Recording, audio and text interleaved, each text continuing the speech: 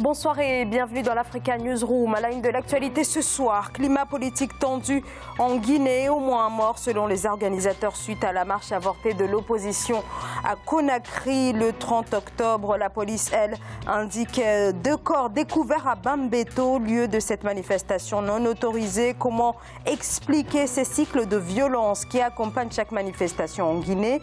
On en parle dans un instant avec mes invités. Le mobile money, il a un marché de 250 millions de clients en Afrique subsaharienne d'ici à 2019. Il devrait générer plus de 1,5 milliard de dollars. Percée donc du mobile money en à peine quelques années pour ce mode de paiement lancé il y a 10 ans au Kenya dans la Corne de l'Afrique et qui est en train de s'étendre au reste du continent. Les déchets, la gestion laxiste continue de faire des ravages. Des déchets, des sachets en plastique qui obstruent les ruisseaux, bouchent les canaux de drainage des eaux usées. Ces déchets, une véritable bombe à retardement pour la santé des populations. Quelle réponse des pouvoirs publics? Nous nous rendrons en Côte d'Ivoire. Et pour parler de ces actualités, avec moi sur ce plateau, M. Thierno Hamidou Baldé, bonsoir. Bonsoir. Vous êtes membre de la cellule de communication de l'UFDG, l'Union des forces démocratiques de Guinée. Avec vous, nous allons donc revenir très largement sur les récents événements donc en Guinée. À vos côtés, Monsieur Mohamedou Dia, bonsoir. Bonsoir. Vous êtes professeur de philosophie et journaliste. Et à mes côtés également, Monsieur Daniel Tognan, bonsoir. Bonsoir. Vous êtes écrivain. Merci à tous les trois d'avoir accepté notre invitation. On passe tout de suite à notre premier débat.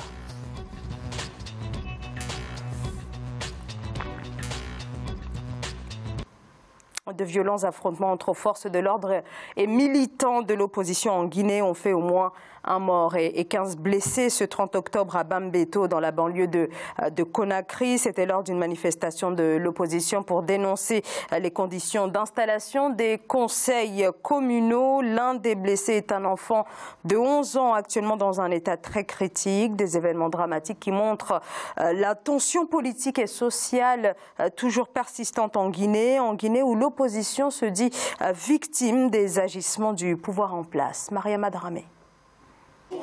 L'opposition guinéenne proteste encore contre les conditions d'installation des conseils communaux. Ce mardi 30 octobre, elle projetait de descendre dans les rues de Conakry, la capitale, pour une manifestation non autorisée par les autorités.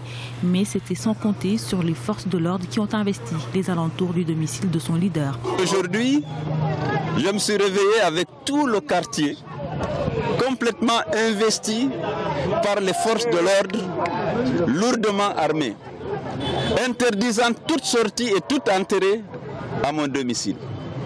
Donc voilà nos libertés de mouvement. Je suis député de la République, je suis chef de file de l'opposition.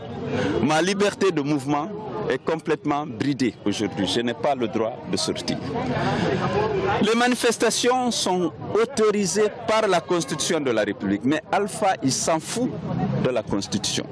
Il est en train de préparer son 3e mandat.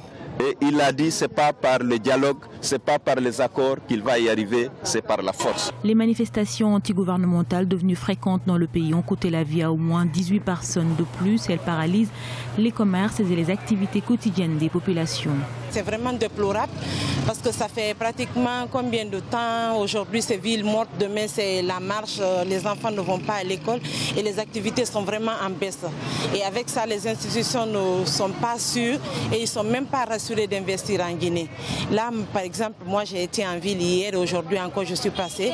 Mais à partir de Dixine, il faut reconnaître que la ville est totalement morte parce que toutes les boutiques sont fermées. Le climat social reste tendu ces derniers temps en Guinée, en cause d'une part la grève des enseignants qui réclament un salaire de 8 millions de francs guinéens et d'autre part la contestation des conditions d'installation des conseils communaux issus du scrutin du 4 février 2018. Une grande tension donc en Guinée. On rappelle le bilan donc de la marche avortée, cette manifestation avortée ce 30 octobre, au moins un mort suite donc à la marche de l'opposition à Conakry. On dénombre également 15 blessés par balle selon les organisateurs. Thierno Hamidou Baldé, comment vous, du côté de l'UFDG, donc ce parti de l'opposition, vous expliquez ces récents événements? Alors, donc, du coup, comme vous l'avez dit, il y a eu un mort lors de la dernière manifestation de l'opposition.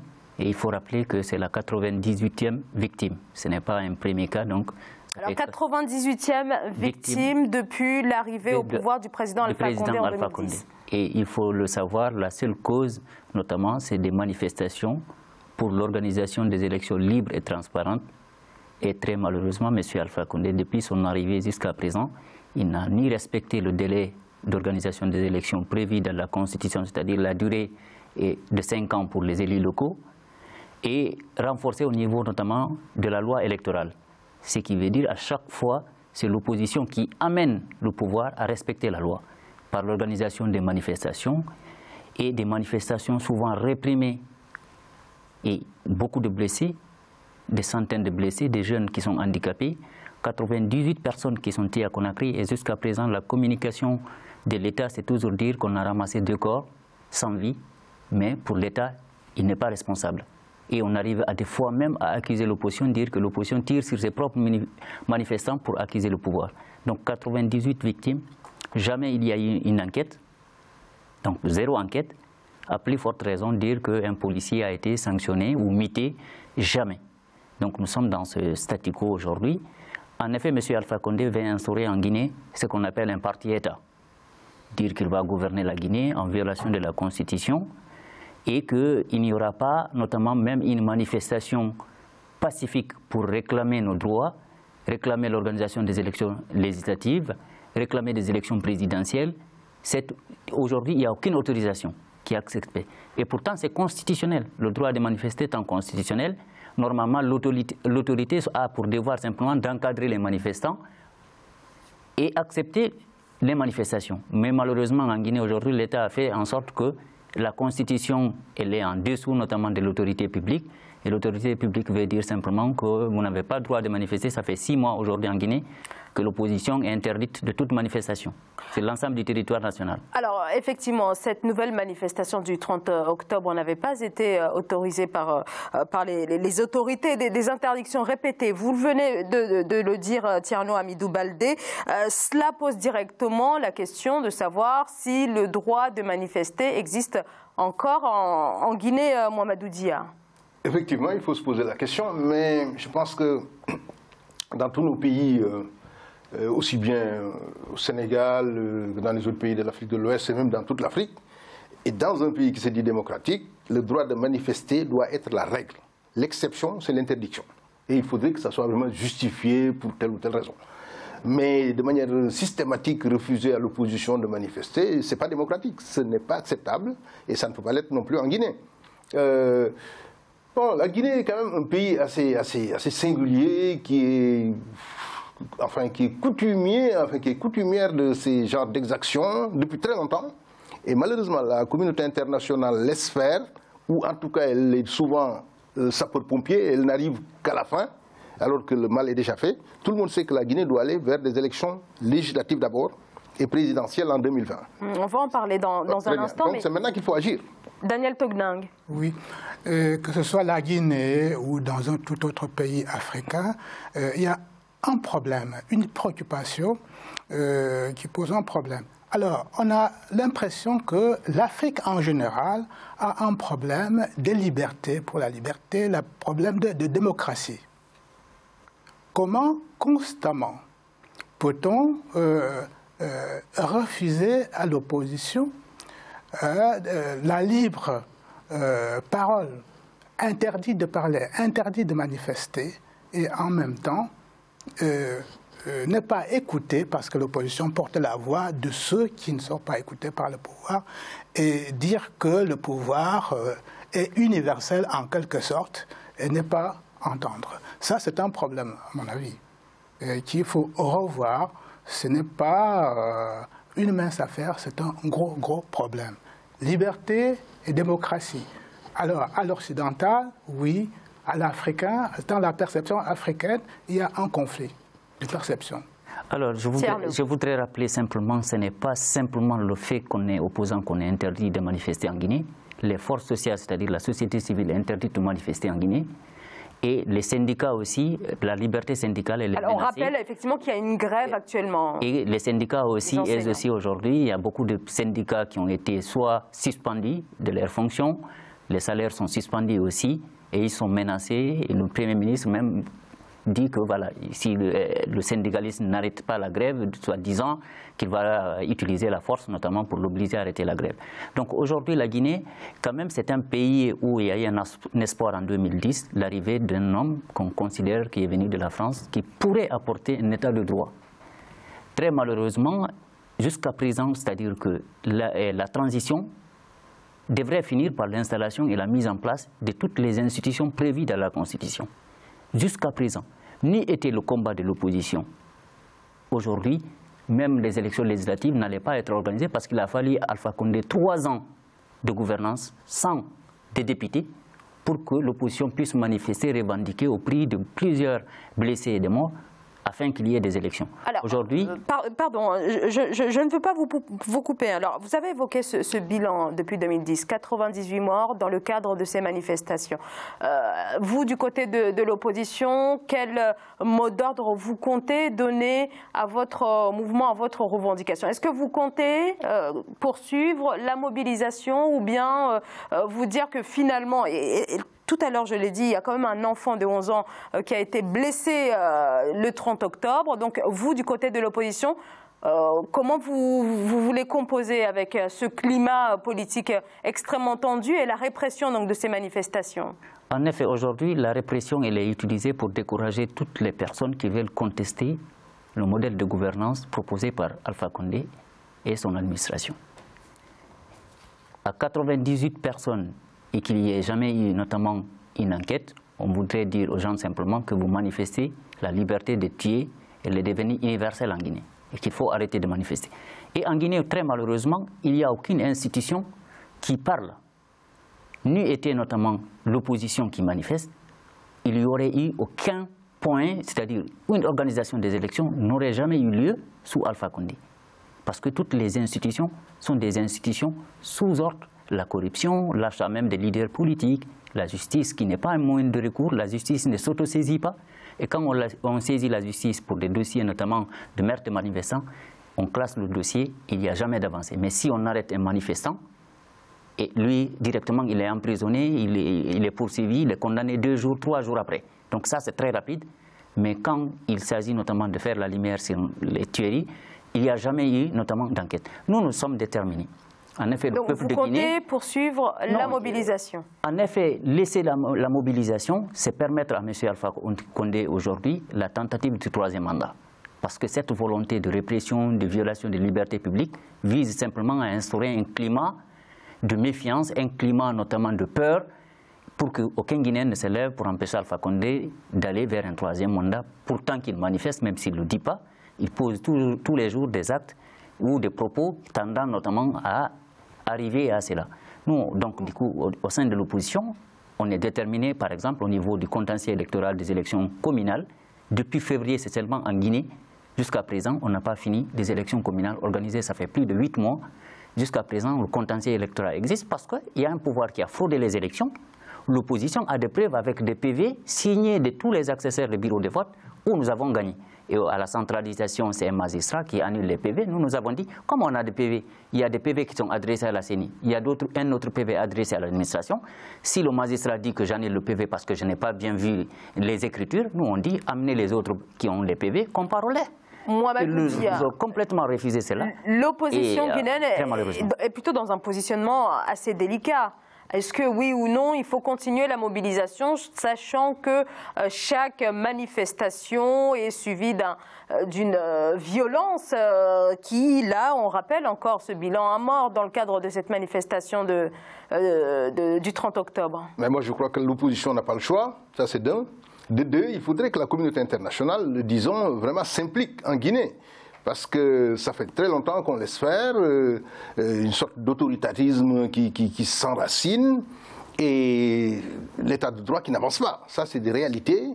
D'un point de vue constitutionnel, M. Alpha Condé n'a pas le droit de prétendre à un 3e mandat. Ça, c'est la constitution guinéenne. Maintenant, s'il faut trouver autre chose, il faut qu'on le dise. Et il faudrait que les gens aient le courage, non pas parce que M. Alpha Condé a été un opposant historique, ce qui est le cas, mais le pouvoir, on le sait, dans tous les pays, d'une certaine façon, c'est une forme de drogue. Une fois qu'on s'y habitue, on ne veut plus s'arrêter. Et M. Alpha Condé a 80 ans, il en aura 82 normalement en 2020. Et c'est en ce moment-là qu'il y aura donc ces élections-là. Et normalement, il ne doit pas être candidat. Bon, mais si vous voyez au Cameroun Paul Biya à 85 ans, si vous voyez d'autres qui s'accrochent au pouvoir et qui restent, on parle d'un prochain mandat de Bouteflika sur une chaise roulante. Voilà, donc en Afrique, il y a une sorte de volonté farouche de ceux qui détiennent le pouvoir de continuer à s'y agripper, à s'y accrocher. Et il faudrait qu'il y ait ce qu'on appelle la limitation des mandats, comme cela se fait dans tous les grands pays démocratiques. Et il y a un âge à un moment donné où il faut dire stop. Au Sénégal, c'est 75 ans. Dans d'autres pays, il y a un âge qui est fixé, comme au Bénin, par exemple. Voilà. Mais on ne peut pas continuer éternellement à s'agripper au pouvoir comme si c'était un royaume de droit divin ou une dévolution monarchique du pouvoir. Daniel Tognang. Oui, il est vrai que, comme je disais dès le départ, il y a un problème pas seulement de liberté, de démocratie, il y a cette manière de gouverner, de concevoir le pouvoir en Afrique. Vous avez dit dès le départ qu'on avait beaucoup d'espoir lorsque M. Condé a pris le pouvoir.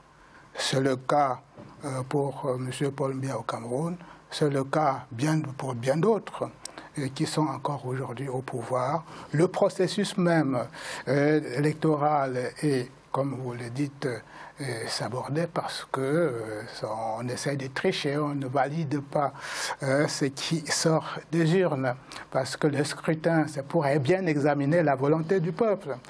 Lorsqu'on l'a examiné et qu'elle est contraire au pouvoir, on change. Donc, c'est pas ça qu'il faut.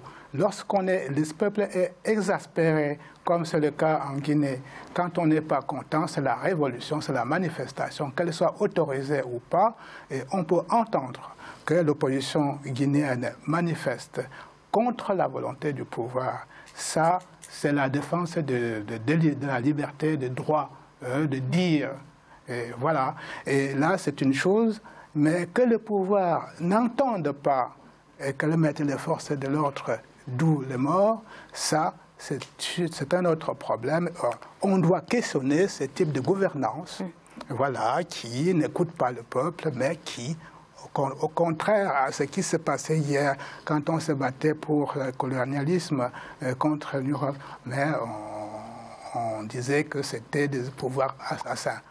Comment un pouvoir peut-il aujourd'hui en Afrique être assassin par sa manière de gouverner, de pouvoir? Alors, une tension très vive en Guinée, Thierno Amidou Baldé, et tout cela sur fond d'inquiétude aussi autour d'un éventuel troisième mandat du président Alpha Condé en 2020. Il ne s'est toujours pas positionné sur la question, Thierno, mais est-ce que vous, du côté de l'UFDG, vous vous préparez déjà à cette éventualité? Nous sommes préparés, nous l'affrontons tous les jours. Je pense que grâce notamment au combat de l'opposition aujourd'hui, qu'on n'a pas eu en Guinée, déjà l'instauration d'un parti État.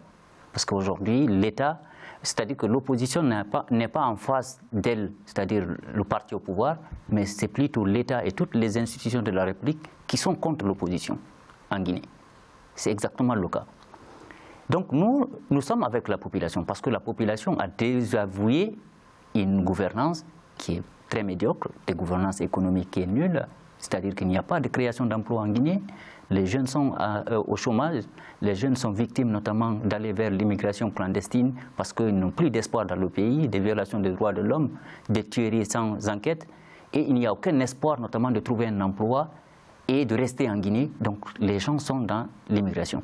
Deuxièmement, c'est-à-dire qu'aujourd'hui, l'alternative, notamment, c'est au sein de l'opposition républicaine, parce que c'est des gens qui ont quand même travaillé en Guinée, qui ont rassuré la population et qui ont la confiance du peuple guinéen.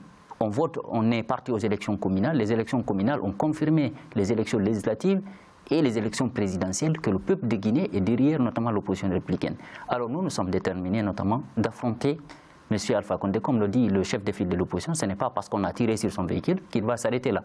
C'est une obligation. En fait, aujourd'hui, c'est un devoir de sauver le peuple de Guinée, parce que le peuple de Guinée a quand même payé un bilan lourd, notamment du CNDD, de toute cette répression-là, pour qu'on ait un état de droit, afin que chacun puisse s'exprimer, donner son avis et débattre des projets de société des uns et des autres, afin qu'on aille aux élections et que le peuple décide qui va notamment s'occuper de ses affaires. Très malheureusement, comme on est en face de nous une gouvernance qui veut s'imposer par la force par la répression. Nous disons simplement, c'est bien, on alertera la communauté internationale, il est de la responsabilité de la communauté internationale d'intervenir en Guinée. Pas simplement par des déclarations, mais par des actes. Parce qu'ils ont participé notamment à tout ce qui est accord politique. Et ils savent qu'aujourd'hui, qui empêche notamment l'état de droit en Guinée, c'est l'État. Et il faut que la communauté internationale, soit par des sanctions, soit par des déclarations fortes, soit par, en tout cas, des actions qui sont très fortes, arrive notamment à condamner l'État guinéen et la manière de gouverner de M. Alpha Condé. La Guinée, quand même, est à un tournant très décisif. Et je pense que la déclaration ou les actes de M. Alpha Condé envers le troisième mandat créera énormément une instabilité dans le pays et au niveau sous-régional. Et pour éviter qu'il y ait cette instabilité aux conséquences énormes, des pertes en vies humaines, des déplacés, il faudrait que la communauté internationale arrive à dire à M. Alpha Condé, à la fin de votre mandat, vous avez échoué, partez. Laissez les Guinéens décider de choisir un autre Guinéen pour gouverner le pays. Merci beaucoup à tous les trois pour vos précisions. Mohamed Doudi, est-ce que vous voulez intervenir? On marque une très courte pause et on continue de parler donc, de ces événements qui se sont déroulés donc, ce 30 octobre en Guinée. On se retrouve dans quelques instants. À tout de suite.